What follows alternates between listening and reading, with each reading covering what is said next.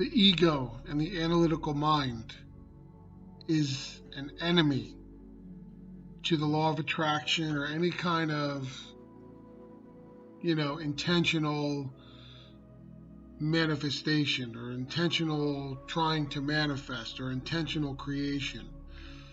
All right. So what does that mean? It's a huge barrier. You are your own worst enemy all the time. The power's within you, but there's low vibrational states that block you from experiencing the awesome power that's always within you.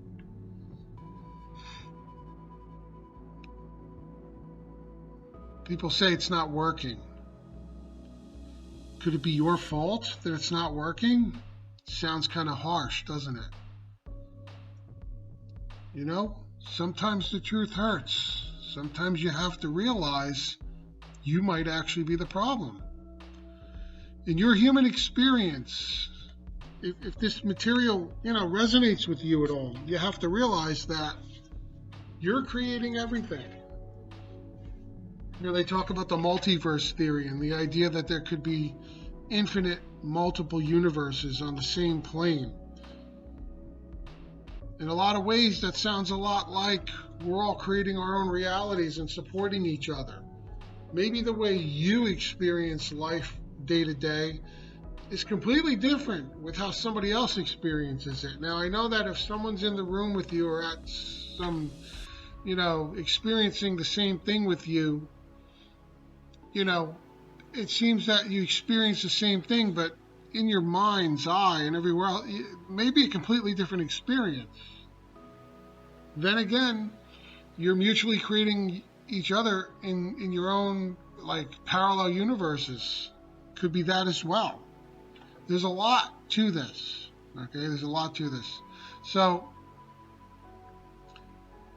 let's get back on track. Now, you can believe it, you can take responsibility for it. Not everybody wants to do that. There may be a little battle going on there. How can it be my fault if things aren't working out? How can it be my fault if bad things happen to me? Or bad things happen to people I love? Or just bad things are happening out there, out there.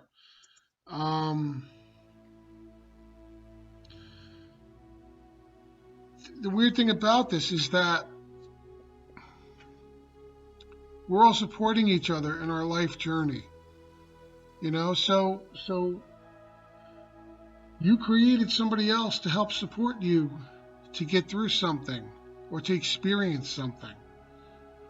And, some people will be offended by that. They'll be offended by that. How can I, create somebody suffering in some way so that I can experience, the grief of having a loved one suffer or anything really? That's a tough one. It's a tough one to explain to people. You need to meditate on that. You need to meditate on it. Now, I'm actually looking at something I wrote about this, and I don't always want to appear like I'm just reading something. In some of my videos, if I sound like I'm reading something, it's usually something I wrote. Okay? But you get a better delivery when I do it that way, rather than me sitting here thinking how to maybe reword this. So, people, I don't want to imply that the people in your life are like cosmic meat puppets just playing a role in some production that your consciousness is creating, like a movie, like extras in a movie. But in a way, it is kind of like that. All right. But understand that you're playing the same part in their life movie. We're all supporting each other in this humanity, this human existence. So let's get back to the ego. Your ego, your analytical mind, is an enemy in any kind of intentional creation until you learn how to control it. or you learn how to really speak to your subconscious so that you go around the ego. You need to quiet your ego and go around your ego to get things done. All right? So the ego does have a purpose in your day-to-day life. It's there to help you navigate your regular waking reality. But it can be a real enemy when it comes to this stuff. So you're just going to have to take some of this, to use a term, take it on faith. And that's why a lot of religions tell you that, take it on faith, because certain things are very hard to put into words until you really meditate on it and experience it and come to know it in a special way. So you got a lot of different things here. You've got parallel universes. You have consciously directed thought. You have quantum entanglement. There's scientists out there that are theorizing that this entire universe we live in could be running in some computer simulation for some alien race. They literally think about stuff like this. I'm talking about scientists. They come up with these theories that, because when they look at the way particles work or respond to observation, it's what Einstein called spooky, like spooky action at a distance. And, they're wondering how some of this stuff can be. In a certain way, science makes sense, it makes sense. And then it starts getting out into the areas where they just can't always reconcile everything. They can't explain it. And they come up with these, what people would consider really weird theories. So you need to become comfortable with the process of becoming. You need to push your ego out of these times when you're getting into a state of gratitude, deserving expectation. You have to be grateful. You have to be grateful for the things you have, for the people that you have in your life, for the things you own. You need to be grateful. If you're not grateful, a lot of this isn't going to work for you. You can't just be sitting there saying, well, what's next, and not be grateful for what you've manifested. Being grateful is also being grateful to yourself, appreciating yourself. You need to appreciate the people and the things in your life. This isn't just about getting money or possessions. If that's what you're in it for, then good luck to you, okay? There's real development and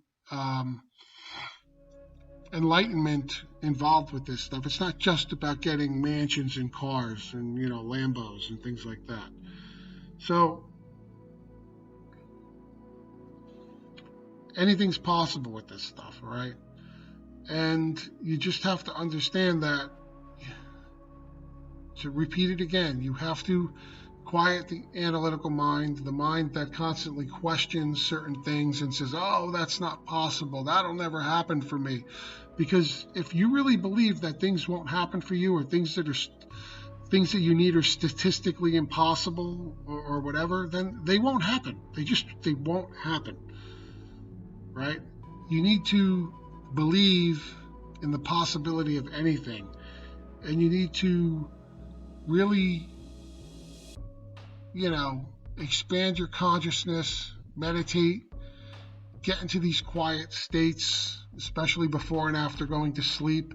You need to visualize that life that you want. Visualize these things. Visualize the things that you want, the life that you want, the experiences that you want, the people who you want to surround yourself with. And the universe will get that. The universe will get that. It goes through your subconscious mind. All right? And your subconscious mind believes everything you tell it. So, and you tell it by visualizing these things, by appreciating what you have, by quieting your ego and not dwelling on the analytical and keeping negative, go look at my video on words to avoid, and also how to ask the universe what you want, because, these things all work together to help you intentionally create the life that you want. And we're all constantly creating these things. We're all constantly in a in a never-ending cycle of creation. It may seem slower to others. We may seem stuck. That's the ego keeping you in place, right? So I'm going to end this particular, talk right now and let you really sit there and think about how you can quiet your ego. Hey, if your ego gets out of control and starts really hammering you, and you're like, you can't stop, just tell it. Just speak out and be like, quiet. Sometimes that works. It'll quiet down. And meditate.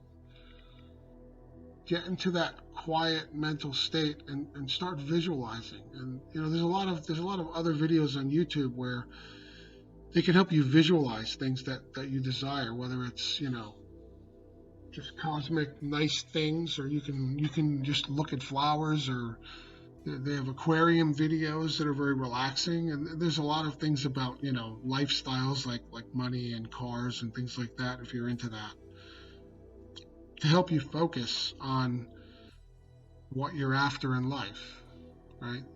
YouTube's a great resource for stuff like this. There's so much content out there.